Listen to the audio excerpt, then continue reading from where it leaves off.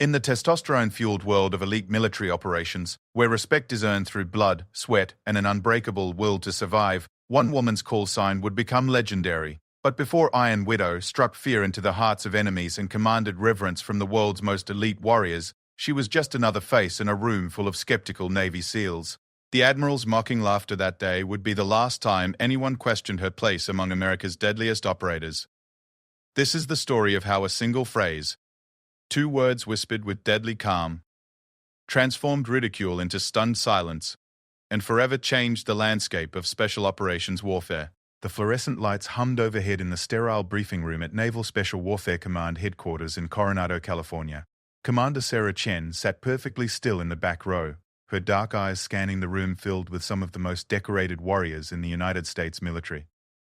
The air was thick with tension and barely concealed skepticism as dozens of Navy SEALs, Green Berets, and Delta Force operators shifted in their seats, stealing glances at the woman who had somehow earned a place in their exclusive brotherhood. Admiral James Morrison strode to the front of the room with the confidence of a man who had spent 3 decades commanding respect through sheer force of will. His weathered face bore the scars of countless operations in the world's most dangerous theaters, and his steel-gray eyes had seen things that would haunt lesser men for eternity. Today, however, those eyes held something different, a mixture of curiosity and doubt as they settled on Sarah. The meeting had been called to discuss the integration of specialized operators into a new joint task force, one that would handle the military's most sensitive and dangerous missions. Sarah's presence here was unprecedented. While women had been gradually integrated into combat roles across various branches of the military, the world of Tier 1 special operations remained stubbornly male-dominated. The few women who had attempted to break through these barriers had faced not just physical challenges, but a culture that questioned their very right to exist in these elite circles. Sarah understood the weight of the moment. Every eye in the room was measuring her, calculating whether she belonged among warriors who had earned their reputations in the bloodiest conflicts of the modern era. She had prepared for this day for years, knowing that a single misstep could not only end her own career, but potentially close doors for generations of women who might follow in her footsteps. Born in San Francisco to immigrant parents who had fled the chaos of post-war Vietnam, Sarah had learned early that survival meant being tougher, smarter, and more determined than anyone around her. Her father, a former South Vietnamese army officer, had instilled in her the discipline of a soldier before she could properly hold a rifle. Her mother, a surgeon who had worked in field hospitals during the final days of Saigon, had taught her that healing and killing were often two sides of the same coin in the business of protecting those who could not protect themselves. The path that had brought Sarah to this briefing room was paved with achievements that would have been impressive for any operator, regardless of gender. She had graduated first in her class from the Naval Academy, excelled in flight school, and had already completed multiple deployments as a helicopter pilot in Iraq and Afghanistan.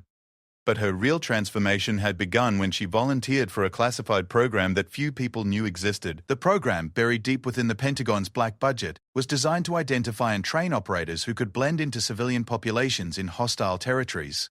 It required not just exceptional combat skills, but the psychological flexibility to assume different identities, speak multiple languages fluently, and maintain cover stories under the most intense pressure. Sarah had not only completed the program, but had become one of its most successful graduates.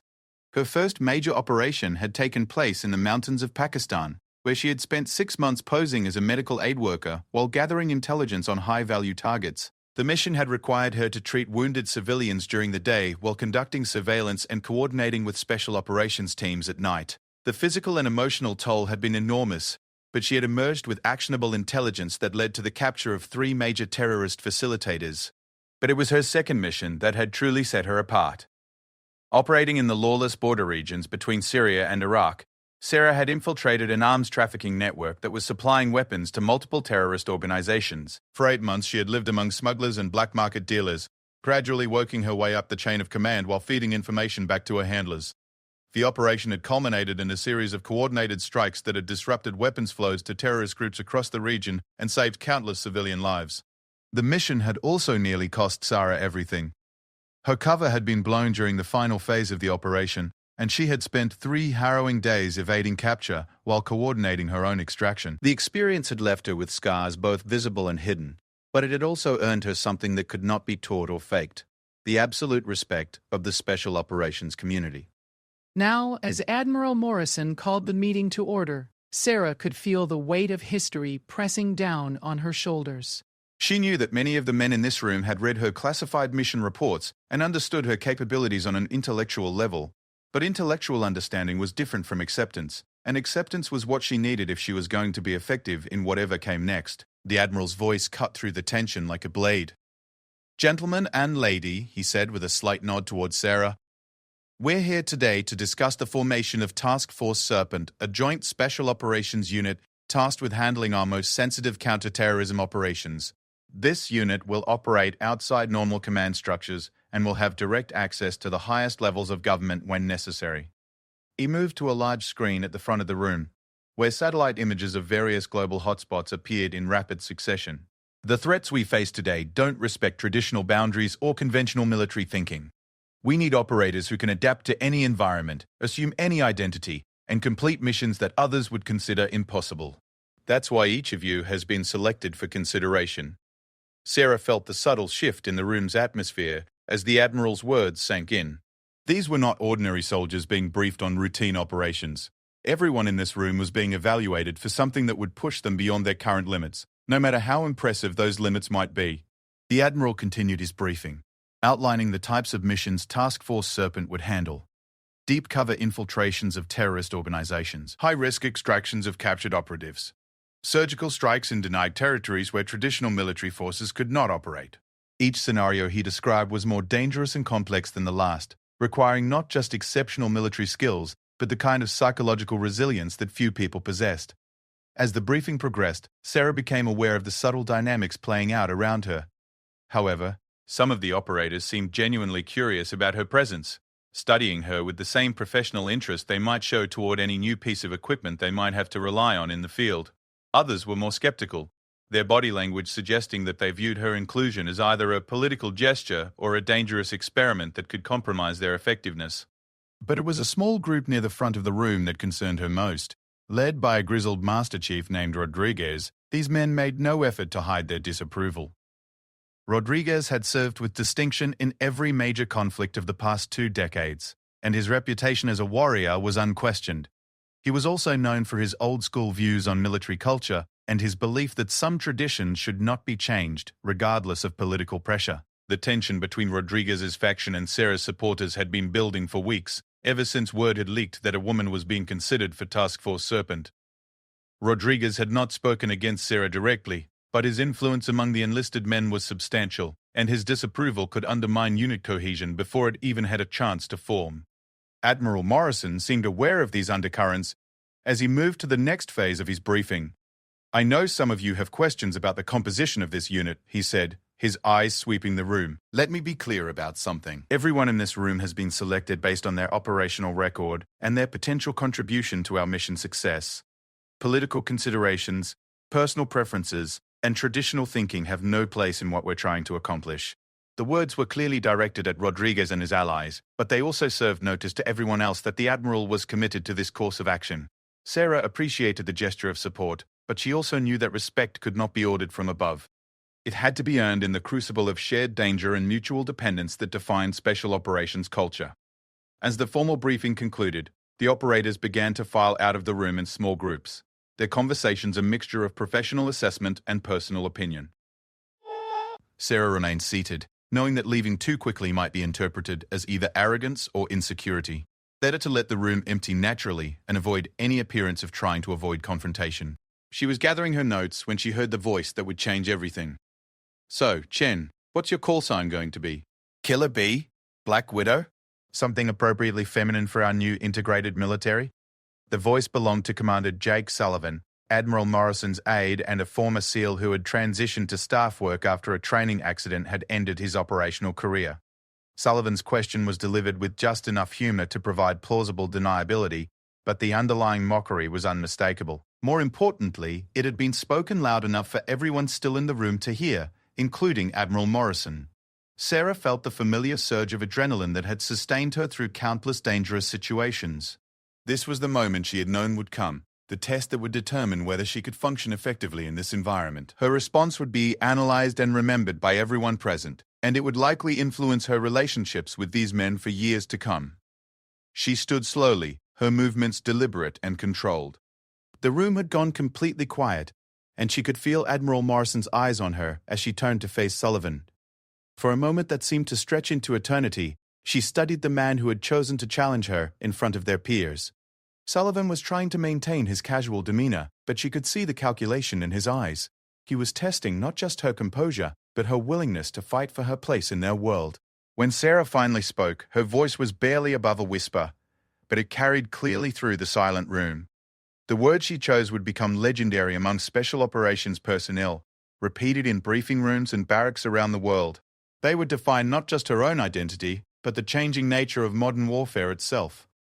"Iron Widow," she said simply, her dark eyes never leaving Sullivan's face. The effect was immediate and profound. Sullivan's smirk froze on his face as the implications of her response sank in. Everyone in the room understood the reference. And more importantly, they understood what it meant for Sarah to claim such a call sign. The Black Widow spider was deadly to its mates, but the Iron Widow was something else entirely. A creature of legend that combined lethal grace with unbreakable strength. But Sarah was not finished. As the silence stretched and Sullivan struggled to formulate a response, she took a single step toward him and added the words that would cement her reputation forever. "Commander Sullivan, I've killed more terrorists than some of the men in this room have seen. I've operated behind enemy lines for months at a time without support, and I've coordinated strikes that have saved hundreds of American lives. So when you ask about my call sign, understand that it's not feminine or masculine, it's earned." The room remained completely silent as Sarah gathered her materials and walked calmly toward the exit. Admiral Morrison watched her go with an expression that mixed approval with something that might have been relief. Sullivan remained frozen at his position, his face flushed with embarrassment and perhaps a dawning understanding that he had just witnessed something significant.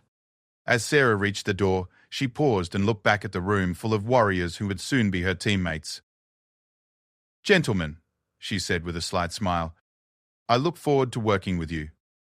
The door closed behind her with a soft click, leaving behind a room full of men who had just learned an important lesson about respect, capability, and the changing face of modern warfare. The legend of Iron Widow had been born, and nothing in the world of special operations would ever be quite the same. The months following the briefing room confrontation transformed Sarah Chen from an unknown quantity into the most closely watched operator in the special operations community. Word of her response to Commander Sullivan spread through the tight-knit world of elite warriors like wildfire, carrying with it a mixture of admiration, skepticism, and intense curiosity about whether she could live up to the bold claim embedded in her chosen call sign. Task Force Serpent's training regimen began 3 weeks after the initial briefing, and it quickly became clear that Admiral Morrison had not been exaggerating when he described the unit's mission requirements. The training facility, located in a classified location deep in the Nevada desert, resembled something from a science fiction movie more than a traditional military base. Multiple environments had been constructed to simulate every conceivable operational scenario, from urban warfare in replica Middle Eastern cities to jungle infiltration courses that challenged even the most experienced operators. Sarah arrived at the facility on a blazing hot Monday morning in September, driving through seemingly endless stretches of desert before reaching a gate that appeared to guard nothing more than empty wasteland. The security checkpoint was staffed by personnel who checked her credentials with the thoroughness of guards protecting nuclear secrets, and only after a series of biometric scans and background verifications was she allowed to proceed down a road that disappeared into a canyon system invisible from the highway. The facility itself was a marvel of military engineering, carved into the rock formations and hidden beneath camouflage structures that would be virtually impossible to detect from satellite surveillance. Underground complexes connected multiple training areas, each designed to test different aspects of special operations capability. The message was clear from the moment she arrived. Everything about Task Force Serpent would operate at a level beyond anything she had previously experienced. Her first week was devoted to psychological evaluation and baseline fitness testing. The psychologists who interviewed her were unlike any military personnel she had encountered before. They probed not just her mental stability and stress responses, but her ability to maintain multiple identities simultaneously and her capacity for making life or death decisions under extreme pressure. The fitness testing was equally comprehensive, evaluating not just strength and endurance but fine motor control, reaction times, and her ability to perform complex tasks while experiencing various forms of physical stress. But it was the arrival of her fellow Task Force Serpent candidates that truly marked the beginning of her journey into the world of Tier 1 special operations. The 12 men selected for the program represented the absolute elite of their respective units.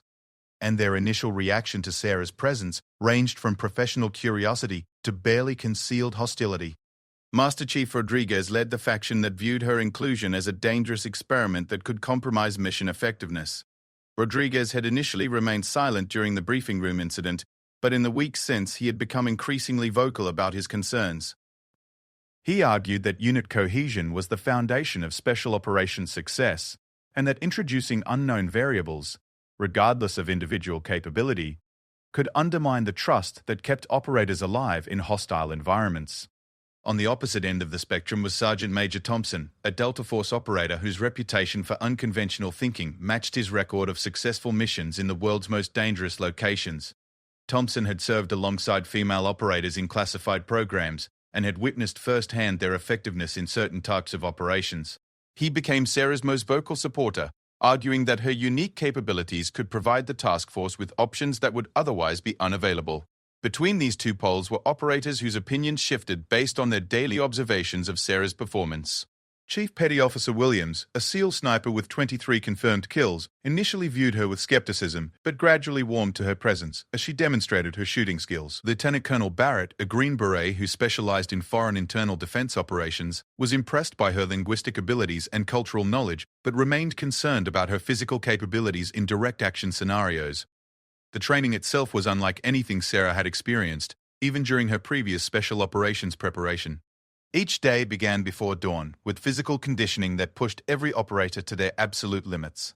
The morning runs were conducted in full battle gear across terrain that seemed designed to break both body and spirit. Rock climbing, obstacle courses, and combat swimming were routine parts of the daily schedule, but they were just preparation for the real challenges that followed. Weapons training occupied much of each day, but it went far beyond the marksmanship skills that Sarah had already mastered. The instructors, drawn from the most elite units in the military, pushed every operator to achieve levels of proficiency that bordered on the superhuman. They practiced shooting while exhausted, while injured, while moving at high speed, and while performing other complex tasks simultaneously. Sarah discovered that her previous training, impressive as it had been, was merely the foundation for capabilities she had never imagined possible. Close-quarters combat training was particularly intense, partly because it was the area where her physical differences were most apparent. Sarah was smaller and lighter than any of her male counterparts, but she had learned long ago that effective fighting was about more than raw strength. Her martial arts background, combined with specialized training in weapon retention and rapid target engagement, allowed her to hold her own in most training scenarios. More importantly, she began to develop techniques that turned her physical attributes into advantages rather than limitations. It was during a particularly brutal week of close-quarters combat training that Sarah first experienced the kind of acceptance she had been seeking. The exercise involved clearing a multi-story building filled with hostile targets while operating in two-man teams. Sarah had been paired with Chief Petty Officer Williams, who had made no secret of his initial doubts about working with a female operator. The building was a perfect replica of structures they might encounter in Middle Eastern urban warfare, complete with narrow staircases, blind corners, and rooms filled with innocent civilians mixed among armed combatants. The exercise required split-second decision-making, perfect coordination between partners, and the kind of trust that could only be built through shared danger. Sarah and Williams entered the building with the mechanical precision of seasoned operators, communicating through hand signals and whispered commands as they methodically cleared each room. The opposition force consisted of former special operations personnel who understood the tactics they would face and were determined to exploit any weakness or hesitation. The stakes were raised by the use of paint-round ammunition that delivered a painful reminder of every mistake while providing instant feedback on hit locations.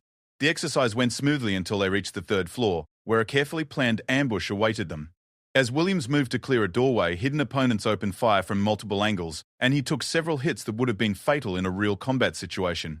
According to the exercise rules, he was now casualties and unable to continue fighting, leaving Sarah alone against multiple hostiles, with innocent civilians scattered throughout the area. The next 30 seconds demonstrated why Sarah had earned her place among elite operators. Moving with fluid grace that seemed to defy the laws of physics, she used the building's architecture to her advantage, flowing between covered positions while engaging targets with deadly precision. Her smaller stature allowed her to use concealment that would have been unavailable to larger operators, and her enhanced flexibility permitted shooting angles that surprised both the opposition force and the observing instructors. But it was her decision-making under pressure that truly impressed her colleagues. Faced with a scenario where several targets were partially concealed behind civilians, Sarah demonstrated the kind of tactical judgment that separated true professionals from merely skilled fighters. She maneuvered to positions where she could engage the hostiles without risking civilian casualties, even when doing so exposed her to additional danger. When the exercise concluded with all hostile targets eliminated and all civilians unharmed, the building erupted in cheers from operators who had been watching the action on closed-circuit monitors. Williams, still marked with paint rounds that designated his death in the exercise, approached Sarah with a grin that transformed his weathered features. "Iron Widow," he said, using her call sign for the first time. "I've never seen anyone move through a building like that.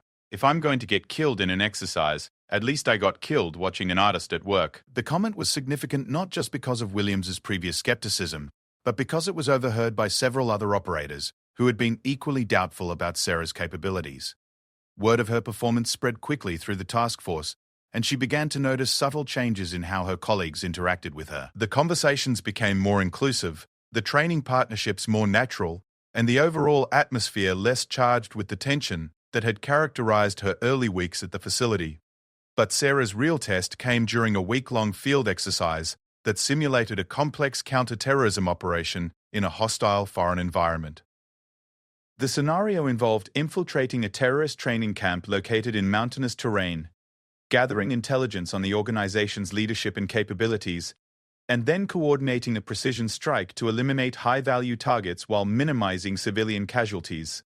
The exercise began with the task force being inserted into the operational area by helicopter during a nighttime flight that replicated the challenges of flying in contested airspace. Sarah found herself assigned to the reconnaissance team responsible for conducting initial surveillance of the target area and identifying the locations of key personnel. The team leader was Master Chief Rodriguez, who had requested her specifically for reasons he kept to himself. The first 3 days of the exercise involved some of the most challenging terrain and weather conditions Sarah had ever experienced. The mountains were unforgiving, with steep cliffs, loose rock, and elevation changes that left even the most physically fit operators gasping for breath. The weather alternated between scorching heat during the day and bitter cold at night, while unpredictable storms turned simple movement into dangerous enterprises. Rodriguez pushed the reconnaissance team relentlessly, apparently determined to discover Sarah's breaking point. The daily movements were longer and more difficult than tactically necessary, the rest periods shorter than doctrine recommended, and the physical challenges more demanding than the mission actually required. Sarah understood what was happening and accepted it as part of the process she would have to endure to earn her place in this elite community. On the 4th day of the exercise, as the team established an observation post overlooking the terrorist camp, Sarah's patience with Rodriguez's testing finally reached its limit. The Master Chief had positioned the team on an exposed ridgeline that provided excellent visibility of the target area, but offered minimal concealment from enemy observation. When she tactfully suggested an alternative position that would provide better security, Rodriguez dismissed her recommendation without explanation. That evening, as predicted, the opposing force located their position and launched an aggressive counter-reconnaissance operation that forced the team to abandon their carefully established observation post. During the chaotic withdrawal, Rodriguez became separated from the team and found himself trapped by enemy forces that had anticipated his escape routes. Sarah faced a decision that would define not only her own future, but the nature of her relationship with the most influential enlisted man in the task force. The tactically sound decision would have been to continue the withdrawal and report Rodriguez's capture to higher headquarters, allowing the exercise controllers to determine his fate according to the scenario rules. But Sarah had not earned her reputation by making tactically sound decisions, when tactically sound meant abandoning a teammate. Moving with the stealth that had become her trademark, Sarah infiltrated the area where Rodriguez was being held by the opposing force. The rescue required her to neutralize 3 guards without alerting the larger enemy force, extract an injured teammate who outweighed her by 60 pounds, and conduct a fighting withdrawal through hostile territory while carrying equipment for both operators. The rescue was successful, but barely. By the time Sarah delivered Rodriguez to the team's rally point, both operators were exhausted, battered, and marked with enough paint rounds to indicate serious injuries in a real combat situation. But they were alive, and more importantly, they had demonstrated the kind of mutual dependence that formed the foundation of special operations culture. Rodriguez looked at Sarah through eyes that reflected a mixture of gratitude, respect, and perhaps a touch of embarrassment at having been rescued by the operator whose capabilities he had spent months questioning. When he finally spoke, His voice carried none of the skepticism that had characterized their previous interactions. "Iron Widow," he said simply. "I owe you one. And just so we're clear, anyone who questions your place on this team will have to answer to me." The words marked a turning point not just in Sarah's relationship with Rodriguez, but in her acceptance by the entire task force. The Master Chief's endorsement carried enormous weight among the enlisted men, and his public declaration of support effectively ended any organized resistance to her presence. More importantly, it established Sarah as a full member of the warrior brotherhood that defines special operations culture. As the field exercise concluded and the task force returned to their base facility, Sarah reflected on the journey that had brought her to this point. The physical and mental challenges had been enormous, but they had been secondary to the more complex task of earning the trust and respect of men who had spent their careers believing that certain traditions should never change. The transformation was visible in countless small details. Training partnerships that had once been awkward now flowed with natural ease. Conversations that had once stopped when she approached now continued without pause. Most importantly, the planning discussions that determined mission success or failure now included her input as a matter of course rather than as a politically necessary gesture. But Sarah understood that her real testing was yet to come. Training exercises, no matter how realistic, could only simulate the pressures and demands of actual combat operations. The true measure of Task Force Serpent's effectiveness would come when they faced real enemies in environments where mistakes could not be corrected and failures could not be repeated. Unknown to Sarah and her colleagues, that test was approaching more rapidly than anyone anticipated. Intelligence reports were already flowing into Pentagon command centers describing a new threat that would require exactly the kind of unconventional response that Task Force Serpent had been created to provide. The legendary Iron Widow was about to face her greatest challenge in an operation that would test not just her individual capabilities, but the revolutionary concept she represented in the evolution of modern warfare. The secure briefing room at Joint Special Operations Command Headquarters buzzed with the kind of controlled energy that preceded major operations. Sarah entered the classified facility at 0400 hours on a cold December morning, her breath visible in the pre-dawn air as she navigated the multiple security checkpoints that protected America's most sensitive military planning. The message summoning Task Force Serpent to MacDill Air Force Base had been brief and urgent, containing only the code words that indicated their first operational deployment was imminent.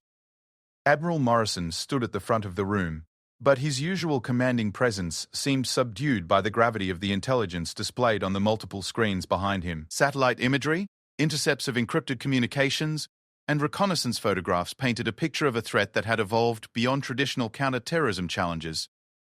Sarah took her place among the task force operators, noting the tension in their faces as they absorbed the preliminary briefing materials. The threat they faced had emerged from the chaos of the Syrian civil war, but it had quickly metastasized into something far more dangerous than a regional conflict. A new terrorist organization calling itself the Shadow Network had developed capabilities that combined traditional insurgent tactics with sophisticated technological warfare. Unlike previous terrorist groups that had focused on spectacular attacks against civilian targets, the Shadow Network was targeting the infrastructure and personnel that supported global special operations. Over the past 6 months, the organization had successfully assassinated 12 high-ranking special operations officers from various NATO countries, compromised multiple classified programs through cyber warfare attacks, and infiltrated several allied intelligence services. Most disturbing of all, they had demonstrated the ability to anticipate and counter special operations tactics with a precision that suggested access to highly classified information about Western military procedures.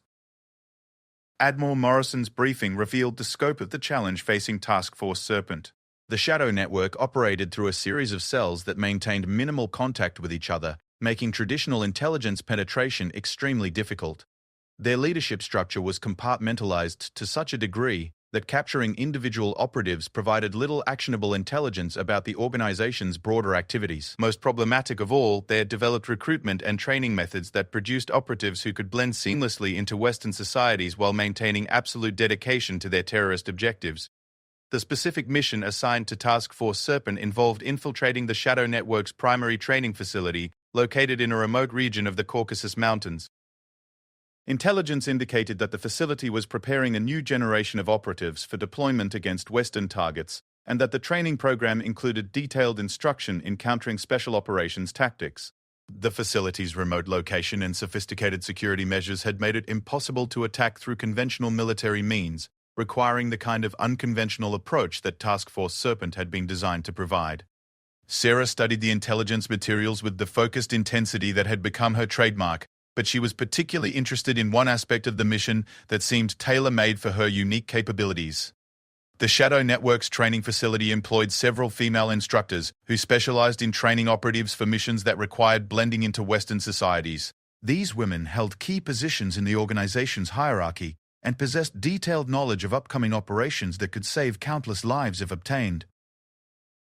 The mission plan developed by Task Force Serpent's intelligence specialists called for a 3-phase operation that would test every skill the team had developed during their intensive training. The first phase involved infiltrating the operational area through a high-altitude parachute insertion that would place the team within 50 miles of the target facility. The second phase required a week-long approach march through some of the most challenging terrain in the world, while avoiding the extensive surveillance network that protected the Shadow Network's mountain stronghold. The final phase involved penetrating the facility itself, gathering critical intelligence, and eliminating key personnel before conducting a fighting withdrawal to predetermined extraction points. But it was the complexity of the human intelligence requirements that made this mission particularly challenging. The Shadow Network had demonstrated extraordinary operational security in all their previous activities, and penetrating their inner circle would require more than conventional infiltration techniques. Success would depend on understanding and exploiting the cultural, psychological, and social dynamics that held the organization together. Sarah's role in the mission reflected both her unique capabilities and the revolutionary changes occurring in special operations warfare. While her male counterparts would focus on the more traditional aspects of the operation, surveillance, direct action, and security, she would be responsible for the most sophisticated intelligence-gathering challenges. Her ability to assume different identities and blend into various cultural environments made her the natural choice for missions that required subtlety rather than overwhelming force. The preparation phase for the mission lasted 3 weeks and involved some of the most intensive intelligence gathering and operational planning that any of the task force members had experienced. Sarah spent countless hours studying the personal backgrounds, psychological profiles, and behavioral patterns of her potential targets within the Shadow Network. She learned to speak their regional dialects with perfect fluency, understood the cultural references that would establish her credibility, and memorized the personal histories that would support her cover identity.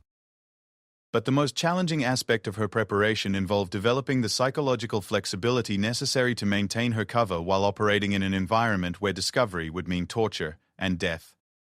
The Shadow Network had established a reputation for brutality that surpassed even the most extreme terrorist organizations, and their treatment of captured special operations personnel had become legendary for its calculated cruelty. The insertion phase of the mission took place on a moonless night in January, with Task Force Serpent deploying from a specially modified aircraft that could operate at altitudes and in weather conditions that would challenge even the most experienced aircrew. Sarah's parachute descent through the mountain atmosphere was complicated by high winds and near-zero visibility, but she landed within a few hundred meters of her designated coordinates, demonstrating the precision that had become characteristic of her operational performance. The week-long approach march to the target area tested every aspect of the team's preparation and training. The terrain was unforgiving, with steep mountain slopes covered in loose rock that made silent movement virtually impossible. The weather alternated between blizzard conditions that reduced visibility to a few meters and clear skies that exposed them to observation from enemy positions. Most challenging of all was the need to avoid the extensive sensor network that the Shadow Network had established throughout their operational area. Sarah's performance during the approach march impressed even the most experienced members of the task force. Her ability to move silently through difficult terrain surpassed that of operators who had spent decades perfecting their fieldcraft skills. More importantly, her enhanced situational awareness allowed her to detect and avoid several enemy patrols that might have compromised the entire mission. But it was her psychological preparation that would prove most critical when the team finally reached the target area. The Shadow Network's training facility was larger and more sophisticated than intelligence reports had suggested, with multiple buildings scattered across a mountain valley and connected by an underground tunnel system that would complicate any assault operation. The facility's security measures included not only armed guards and electronic surveillance systems, but also a series of deception operations designed to identify and eliminate potential infiltrators. Sarah's infiltration of the facility required her to assume the identity of a linguistics specialist who had been recruited to improve the Shadow Network's training programs for operations in Western countries. The cover identity had been carefully constructed over several months using a combination of genuine credentials and forged documents that would pass even sophisticated background investigations. More importantly, it positioned her to gain access to the female instructors who possessed the intelligence information that Task Force Serpent needed to prevent future terrorist attacks.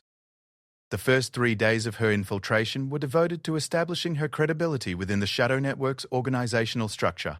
Sarah demonstrated expertise in multiple languages and dialects, provided valuable insights into Western cultural practices that would help their operatives avoid detection, and gradually built relationships with key personnel who could provide access to classified information. The process required her to balance the need for rapid intelligence gathering against the requirements of maintaining her cover identity. But it was her relationship with Amira Hassan, one of the Shadow Network's most senior female operatives, that provided the breakthrough Sarah needed. Hassan was responsible for coordinating recruitment and training operations throughout Europe and had detailed knowledge of planned attacks against Western targets.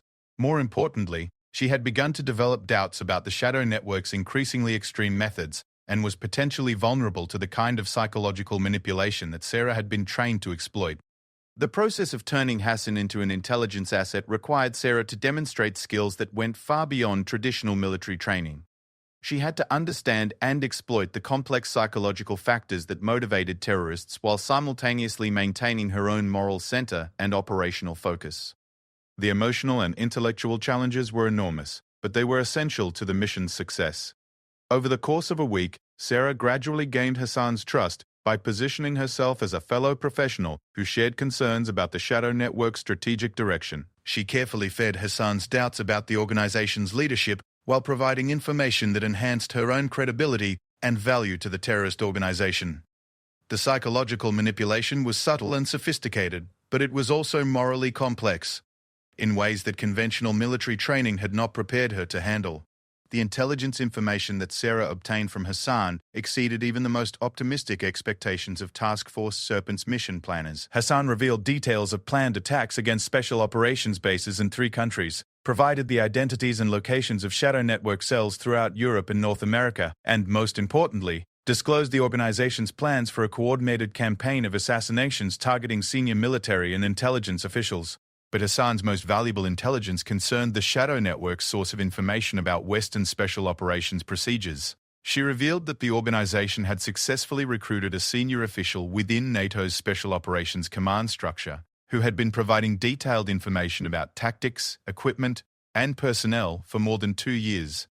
The revelation explained how the Shadow Network had been able to anticipate and counter special operations missions with such devastating effectiveness.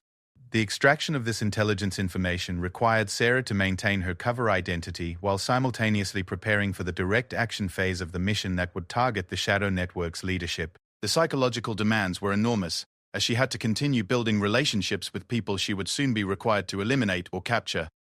The moral complexity of the situation was unlike anything she had encountered in her previous operations, but it was an essential aspect of the kind of warfare that Task Force Serpent had been created to conduct.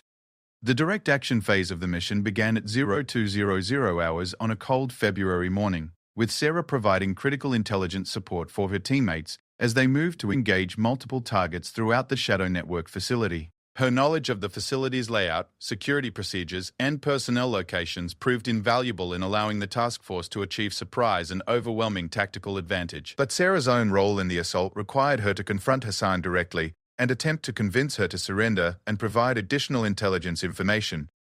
The confrontation took place in Hassan's personal quarters, where Sarah revealed her true identity and attempted to exploit the relationship they had developed over the previous week. Hassan's response demonstrated the psychological sophistication that had made the Shadow Network such a formidable opponent.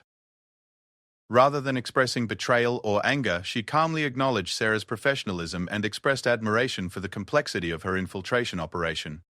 But she also made it clear that her commitment to the Shadow Network's objectives remained absolute, and that she would rather die than provide additional information to Western intelligence services. The standoff lasted for several minutes, with Sarah attempting every psychological technique she had learned to convince Hassan to surrender. But when it became clear that Hassan was reaching for a concealed weapon, Sarah was forced to make the kind of split-second decision that defined special operations warfare. The engagement was brief and decisive, ending with Hassan's death and the capture of intelligence materials, that would prove critical to dismantling the Shadow Network's European operations. The emotional impact of killing Hassan was complicated by the relationship Sarah had developed with her during the infiltration phase of the mission. Unlike previous combat situations where she had engaged anonymous enemies at a distance, this confrontation involved someone she had come to know and understand on a personal level. The psychological aftermath would challenge Sarah's emotional resilience in ways that traditional combat stress had never approached. The task force's withdrawal from the Shadow Network facility was complicated by a coordinated counterattack that demonstrated the organization's tactical sophistication and determination to prevent the loss of critical intelligence. Sarah found herself in the middle of a running firefight that tested every aspect of her combat training while forcing her to process the emotional trauma of her confrontation with Hassan. But it was during this chaotic withdrawal that Sarah demonstrated why she had earned the call sign Iron Widow, and why her inclusion in Task Force Serpent represented a fundamental evolution in special operations capability. Moving with fluid grace through the complex terrain surrounding the Shadow Network facility, she provided covering fire for her teammates while coordinating their movement to predetermined extraction points. Her marksmanship was devastating, her tactical decision-making flawless, and her leadership under pressure exemplary. The helicopter extraction that concluded the mission took place under heavy enemy fire, with Sarah serving as the last operator to board the aircraft while continuing to engage pursuing enemy forces. The image of Iron Widow standing in the helicopter's doorway, calmly engaging targets while her teammates prepared for departure, would become legendary within the special operations community and would cement her reputation as one of the most capable operators of her generation. As Task Force Serpent's aircraft disappeared into the mountain darkness, carrying intelligence that would save countless lives and disrupt terrorist operations across multiple continents, Sarah reflected on the mission that had transformed her from a promising special operations candidate into a fully proven member of the Warrior elite. The physical challenges had been enormous, but they had been secondary to the psychological and moral complexities that defined modern, unconventional warfare. The mission's success would be measured not just in terms of immediate tactical objectives achieved, but in its demonstration that the integration of female operators into Tier 1 special operations units could enhance rather than compromise mission effectiveness. Sarah's performance had proven that gender was less important than capability, and that the future of special operations warfare would depend on finding and developing the best operators regardless of their demographic characteristics. But for Sarah personally, the mission marked the beginning of a new phase in her evolution as both a warrior and a human being. The psychological challenges she had faced would require time and professional support to fully process, but they had also demonstrated her resilience and adaptability in ways that no training exercise could have duplicated. The Iron Widow had been forged in the crucible of actual combat, and she had emerged stronger and more capable than ever before. The intelligence gathered from the Shadow Network operation created ripple effects throughout the global counterterrorism community that extended far beyond what Task Force Serpent had originally anticipated. In the weeks following their return from the Caucasus Mountains, Sarah found herself at the center of a series of follow-up operations that would test her abilities in ways that differed dramatically from the mountain warfare she had just experienced. The urban environments of Western Europe presented challenges that required subtlety and sophistication rather than the direct action capabilities that had defined her previous mission. The NATO source within the Special Operations Command structure, identified through Hassan's intelligence, had been providing information to the Shadow Network for more than 2 years. The breadth and depth of the compromised information was staggering, encompassing everything from tactical procedures and equipment specifications to the personal details of individual operators and their families. The investigation into this security breach would require a delicate balance between operational security and the need to identify and neutralize the source before additional damage could be done. Sarah's role in this investigation reflected her unique position within the special operations community. Her success in penetrating the Shadow Network had established her credibility among intelligence professionals who had previously viewed female operators with skepticism. More importantly, her demonstrated ability to develop and maintain complex cover identities made her the natural choice for operations that required deep penetration of sophisticated targets. The counterintelligence operation began in Brussels, where NATO's Special Operations Headquarters maintained liaison relationships with intelligence services from dozens of allied countries. Sarah's cover identity positioned her as a consultant specializing in operational security assessments, a role that would allow her to interact with personnel throughout the command structure while investigating potential security breaches. The assignment required her to assume a completely different persona from any she had used in previous operations, one that emphasized intellectual capability rather than physical prowess. The psychological transition from combat operator to intelligence analyst was more challenging than Sarah had anticipated. The adrenaline-fueled environment of direct action operations had provided a clarity of purpose that was absent from the murky world of counterintelligence work. In the mountains, enemies were clearly identified, and objectives were straightforward. In the bureaucratic maze of international military cooperation, potential threats could be anywhere, and distinguishing between incompetence and malicious intent required skills that went beyond traditional military training. Sarah's investigation began with a comprehensive review of the intelligence that had been compromised over the previous 2 years. The pattern of information loss suggested that the source had access to multiple classification levels and possessed detailed knowledge of special operations procedures across several allied countries. More disturbing was evidence that the source had been able to anticipate and prepare countermeasures for operations that were still in the planning stages, suggesting real-time access to operational planning processes. The list of personnel, with the necessary access to compromise such a broad range of information, was surprisingly short, consisting of fewer than 30 individuals scattered across various staff positions within NATO's Special Operations Command. Each of these potential suspects had been thoroughly vetted during their original security clearance investigations, but Sarah's analysis revealed subtle patterns of behavior and access that had not been apparent to previous investigators. Colonel Marcus Webb emerged as the most likely suspect after Sarah's investigation revealed a series of anomalies in his financial records and personal associations. Webb had served with distinction in special operations units for more than 20 years before transitioning to staff work that positioned him to oversee coordination between Allied special operations forces. His access to classified information was extensive. His financial situation had improved dramatically over the past 2 years, and his personal relationships included several individuals with known connections to organizations that could serve as conduits for intelligence information. But establishing Webb's guilt required more than circumstantial evidence and financial analysis. The investigation needed proof of actual intelligence transfers and evidence of the methods Webb was using to communicate with his handlers. More importantly, capturing Webb in a way that would maximize the intelligence value of his arrest required careful planning and sophisticated operational techniques. Sarah's approach to Webb was designed to exploit the psychological profile she had developed through weeks of intensive investigation. Webb was a professional soldier who took pride in his expertise and enjoyed recognition for his contributions to special operations effectiveness. He was also increasingly isolated within the command structure, as his colleagues had begun to suspect that security breaches were occurring but had not yet identified their source.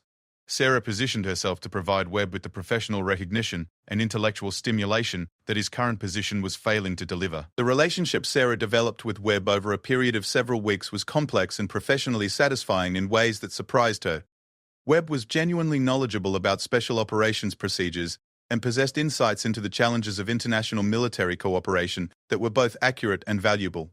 Under different circumstances, he might have been an effective ally and valuable mentor in her own professional development. But Webb's expertise and professionalism made his betrayal even more disturbing. As Sarah gradually gained his trust and drew him into increasingly detailed discussions about operational security vulnerabilities, she began to understand the scope of the damage he had caused to Allied special operations capabilities. The information he had provided to the Shadow Network had directly contributed to the deaths of dozens of operators and the compromise of operations that had taken years to develop. The psychological challenge of maintaining her cover identity while investigating Webb was complicated by Sarah's growing understanding of his motivations.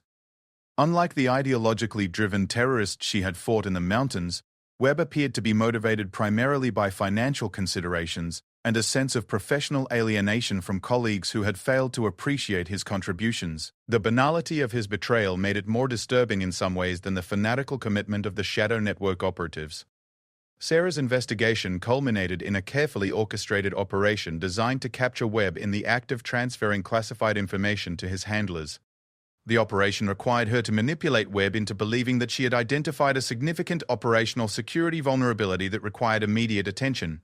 The fabricated intelligence was designed to be compelling enough to prompt Webb to contact his handlers while containing enough unique identifiers to prove his guilt beyond any reasonable doubt. The trap was set during a late-evening meeting at Webb's office in NATO headquarters, where Sarah presented her fabricated findings and emphasized the urgent need for operational commanders to be notified of the security vulnerabilities she had allegedly discovered. Webb's reaction to the information was subtle but revealing, as he asked detailed questions that would allow him to assess the intelligence value of the material while appearing to conduct a routine security assessment. The next 24 hours represented some of the most intense surveillance Sarah had ever experienced. Webb's communications were monitored through multiple channels, while teams of investigators tracked his movements and documented his contacts with individuals suspected of serving as intelligence conduits. The evidence gathered during this period was overwhelming, establishing not only Webb's guilt, but also the sophisticated network of handlers and intermediaries that had been supporting his espionage activities. Webb's arrest took place at his home on a quiet suburban street outside Brussels, conducted by a joint team of American and Allied intelligence personnel, who had been carefully positioned to prevent his escape or the destruction of evidence. Sarah was present during the arrest, partly to provide operational continuity, but also to confront the man whose betrayal had cost so many lives and compromised so many operations. Webb's reaction to his capture was neither the defiant resistance of a committed spy, nor the panicked confusion of someone caught in criminal activity. Instead, he displayed the resigned professionalism of a soldier who understood that his situation was hopeless and that cooperation might be his only path to avoiding the most severe consequences of his actions. His willingness to discuss his espionage activities provided intelligence services with unprecedented insight into shadow network operations and capabilities. The debriefings that followed Webb's arrest revealed the full scope of his betrayal and its impact on Allied special operations activities. The information he had provided had enabled the shadow network to develop countermeasures for specific tactics and equipment, identify and target individual operators, and anticipate operational plans with devastating effectiveness. The damage assessment would take months to complete, but early indications suggested that Webb's espionage had compromised operations across multiple theaters and endangered thousands of military and civilian personnel. But Webb's cooperation also provided opportunities to turn his betrayal into operational advantages for Allied forces. His detailed knowledge of shadow network procedures and capabilities, combined with his continued access to their communication networks, allowed intelligence services to feed disinformation that would disrupt terrorist operations and protect ongoing missions. The counterintelligence operation that grew out of Webb's arrest became one of the most successful penetration operations in the history of international counterterrorism cooperation. Sarah's role in the Webb investigation established her reputation within the intelligence community as an operator capable of handling the most complex and sensitive assignments. Her ability to develop and maintain sophisticated cover identities, combined with her analytical skills and operational experience, made her uniquely valuable for missions that required both intellectual sophistication and physical courage. More importantly, her success in penetrating both terrorist organizations and intelligence networks demonstrated that female operators could provide capabilities that were unavailable through traditional special operations methods. The psychological impact of the Webb investigation on Sarah was complex and long-lasting. Unlike her previous operations, which had involved combat against clearly identified enemies, the counterintelligence mission had required her to navigate moral ambiguities and personal relationships that challenged her understanding of loyalty and betrayal. The fact that Webb was a fellow American military officer made his betrayal particularly difficult to process, as it undermined some of her basic assumptions about military culture and professional ethics. But the investigation also reinforced Sarah's commitment to the special operations community and her understanding of the critical role that operators like herself played in protecting national security. The damage that a single traitor could cause to operations that involved thousands of personnel and years of preparation highlighted the importance of operational security and the need for constant vigilance against internal threats.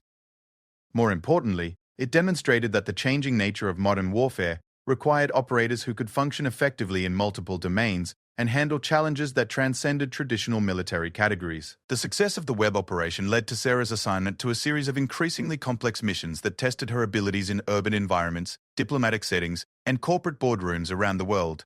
Each assignment built upon her previous experience while introducing new challenges that required her to develop additional capabilities and expand her understanding of modern conflict. One particularly challenging mission involved infiltrating an international arms trafficking network that was providing advanced weapons systems to terrorist organizations throughout Africa and the Middle East. The investigation required Sarah to assume the identity of a wealthy art dealer with connections to European high society, a cover that allowed her to interact with the criminal networks that facilitated illegal weapons sales.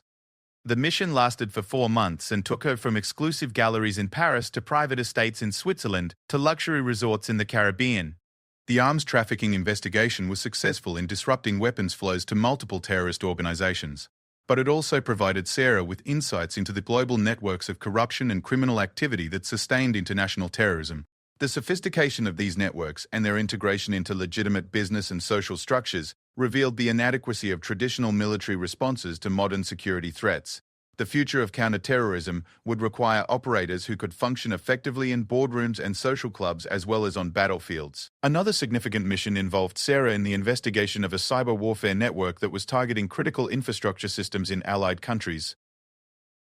The investigation required her to develop technical expertise in computer networks and cybersecurity while maintaining her operational capabilities in more traditional domains. The mission took her into the world of software engineers and computer programmers, where her military background had to be carefully concealed, while she gained access to the technical information necessary to understand and disrupt the cyber attacks. The cybersecurity investigation was particularly challenging because it required Sarah to operate in an environment where physical courage and combat skills were less important than intellectual capability and technical expertise. The psychological adjustment was difficult, as she had to suppress many of the behavioral patterns that had made her successful in previous operations. But the mission was successful in identifying and neutralizing a sophisticated cyber warfare network that had been causing significant damage to critical infrastructure systems. These diverse missions established Sarah as one of the most versatile and capable operators in the special operations community.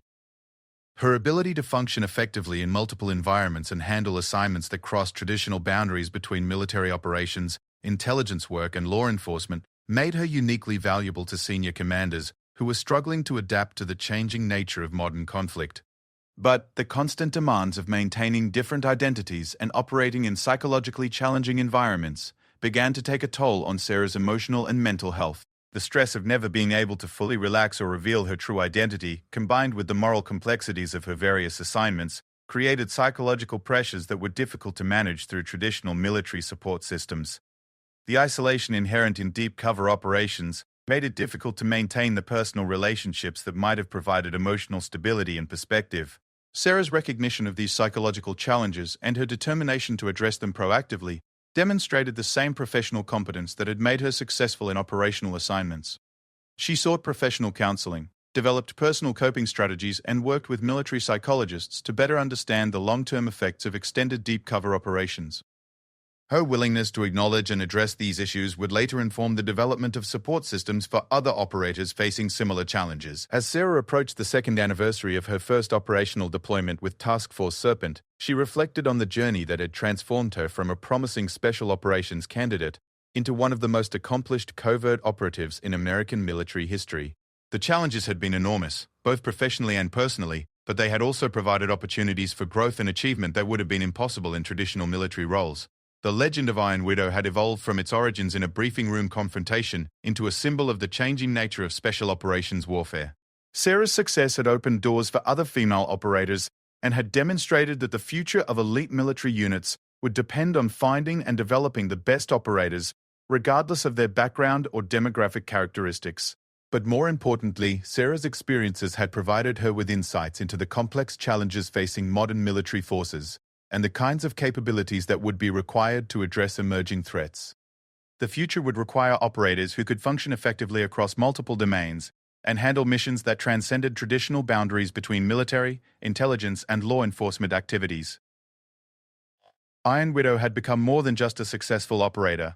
She had become a prototype for the kind of warrior that modern conflict would demand. 3 years had passed since that transformative moment in the briefing room when Sarah Chen first claimed the call sign Iron Widow, and the special operations community had undergone changes that few could have anticipated.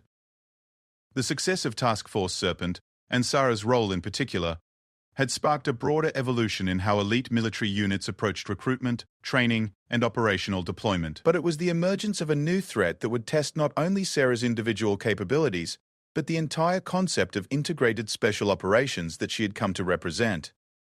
The intelligence briefing that summoned Sarah back to MacDill Air Force Base in the spring of her 4th year of service with Task Force Serpent contained information that challenged everything the counterterrorism community thought it understood about modern threats. A new organization had emerged from the chaos of multiple regional conflicts, but unlike previous terrorist groups, this entity operated more like a multinational corporation than a traditional insurgent organization. They called themselves the Convergence, and their approach to asymmetric warfare represented a quantum leap in sophistication and capability. The Convergence had successfully recruited former special operations personnel from multiple countries, combining their military expertise with advanced technology and unlimited financial resources. Their operations showed a level of planning and execution that rivaled or exceeded anything that legitimate governments could achieve, and their targets included not just military installations and personnel, but the entire infrastructure that supported modern civilization. Most disturbing of all, they had demonstrated the ability to anticipate and counter special operations responses with a precision that suggested they understood Western military capabilities better than many Western commanders. Admiral Morrison, now bearing the additional stars of promotion that reflected his success in developing innovative special operations concepts, presided over a briefing room that had changed dramatically since Sarah's first appearance there. The room now included female officers from multiple services, reflecting the gradual but irreversible integration of women into elite military roles. But the gravity of the current threat overshadowed any satisfaction that might have been derived from these institutional changes. The specific mission assigned to Sarah represented both the culmination of her professional development and the ultimate test of the capabilities she had spent years developing. Intelligence indicated that the Convergence was planning a coordinated series of attacks that would target special operations bases, intelligence facilities, and key government installations across multiple continents simultaneously.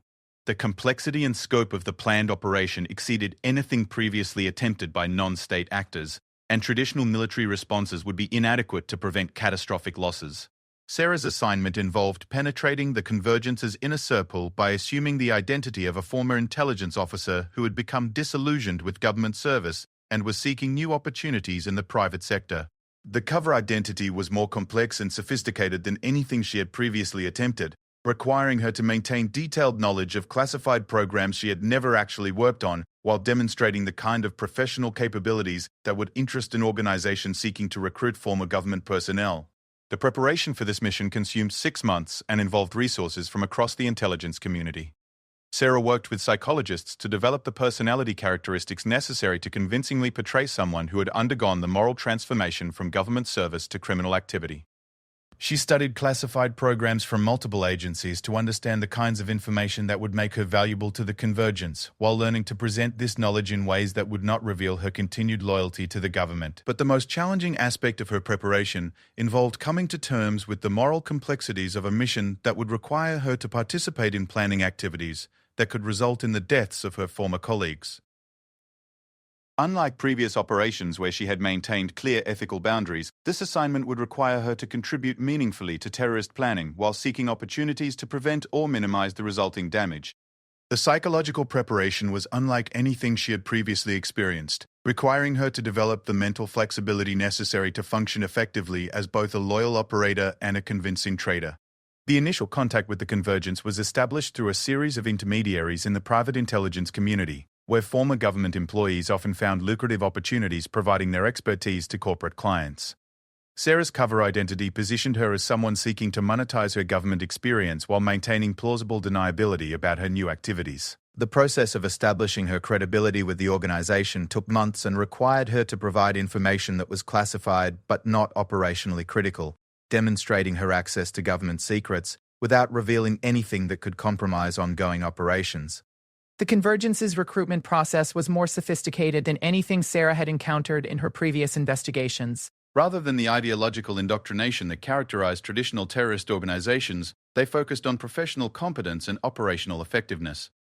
Their recruiters were skilled at identifying and exploiting the psychological vulnerabilities of former government employees, while providing the kind of intellectual stimulation and financial compensation that many found lacking in legitimate employment. Sarah's first assignment with the Convergence involved analyzing the security vulnerabilities of a series of government facilities that were being considered as potential targets for future operations.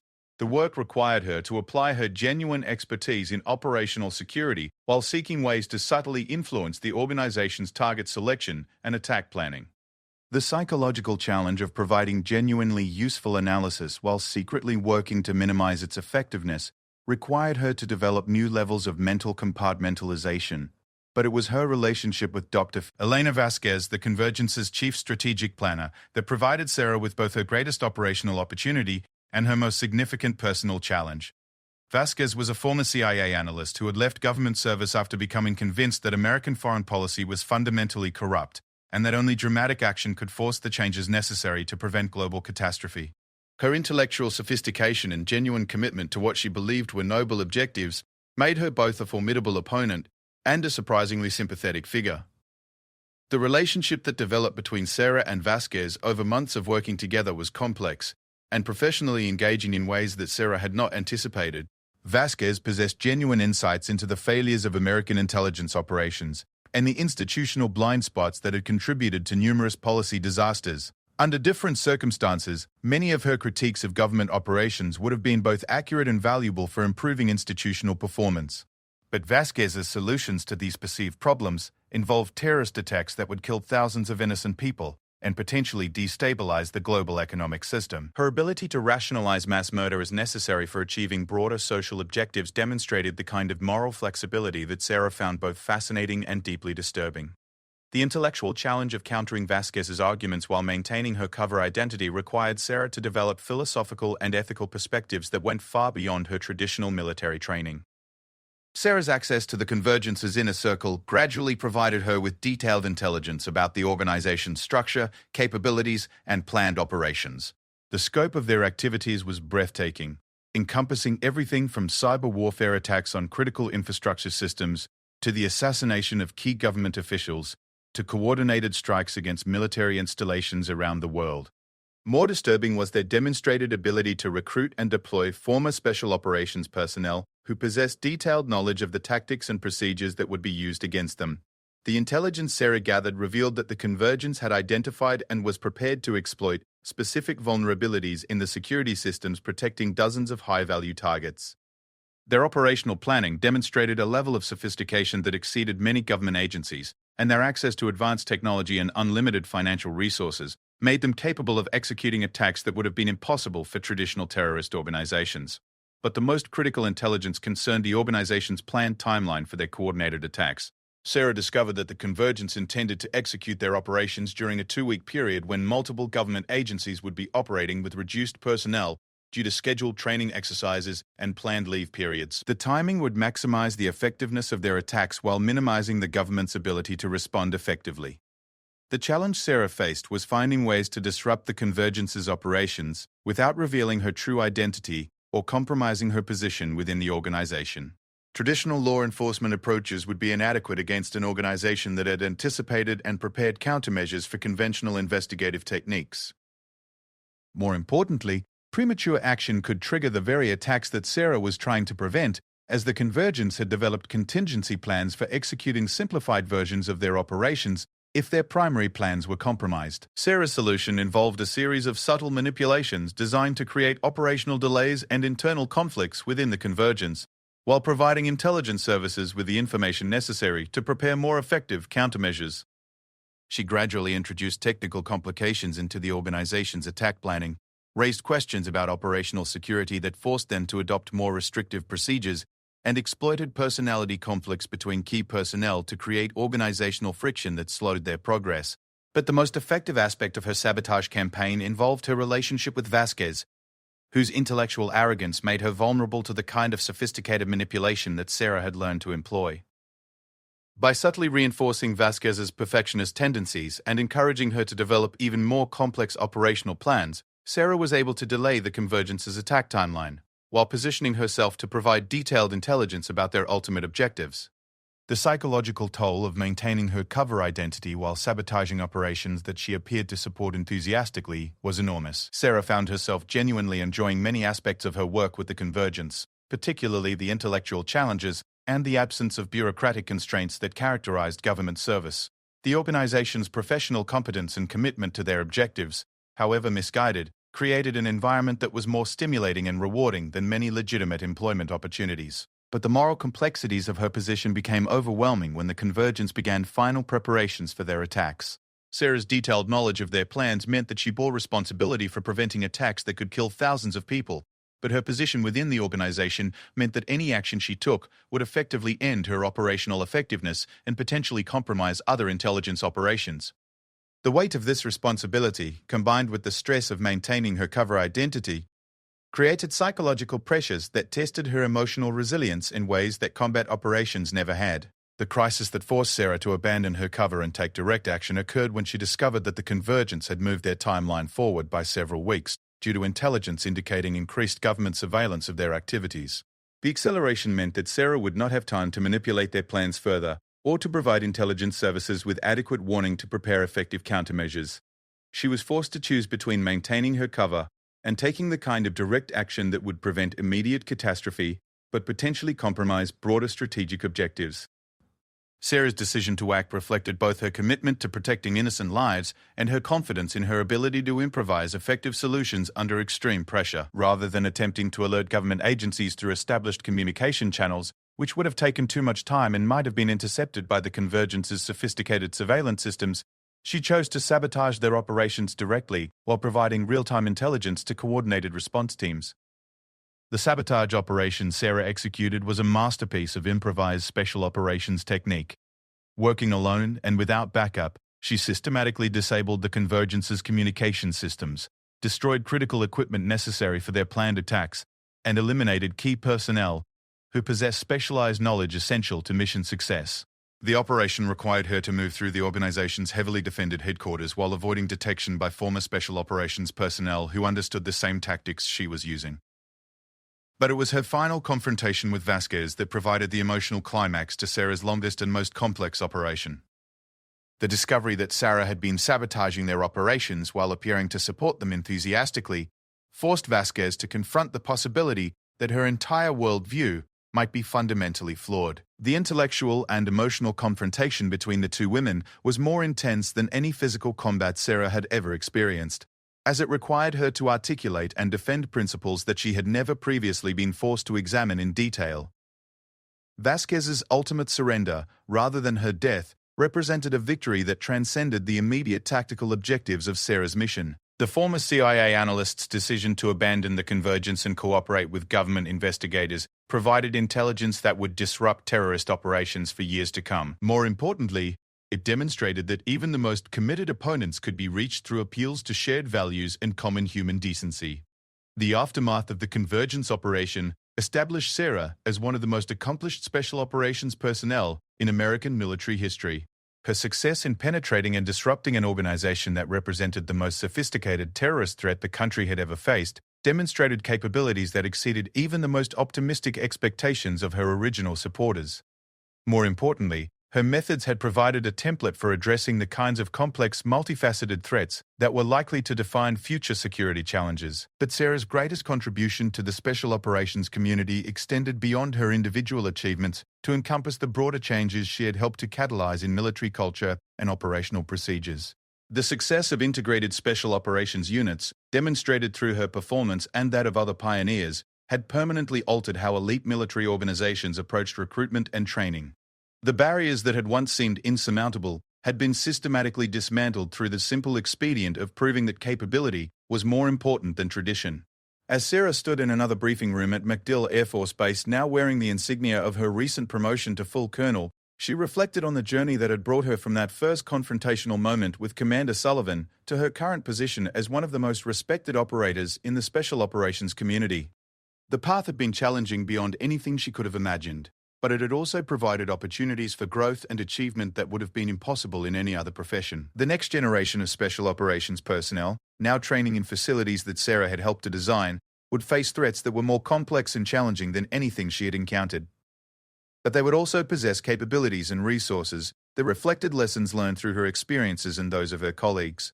The integration of diverse backgrounds and perspectives into elite military units had created organizations that were more adaptable, more creative, and more effective than their predecessors.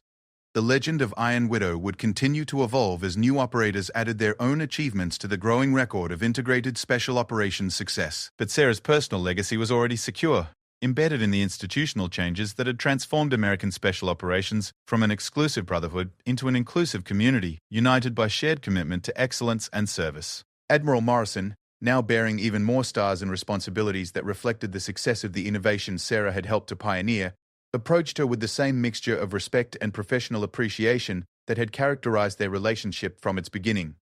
"Colonel Chen," he said with a smile that reflected both personal satisfaction and institutional pride, "we have a new mission that requires someone with your particular capabilities. Are you interested in helping us write the next chapter in Special Operations history? Sarah's response was immediate and confident, reflecting the assurance that came from years of proven performance under the most challenging conditions imaginable. Yes, sir, she replied with the quiet professionalism that had become her trademark. Iron Widow is ready for whatever comes next. The briefing room fell silent as the implications of her words sank in. Everyone present understood that they were witnessing the continuation of a transformation that had begun with a simple challenge and a bold response. The future of special operations warfare would be written by operators like Sarah Chen, whose capabilities transcended traditional boundaries and whose achievements had redefined what was possible in the defense of freedom and justice.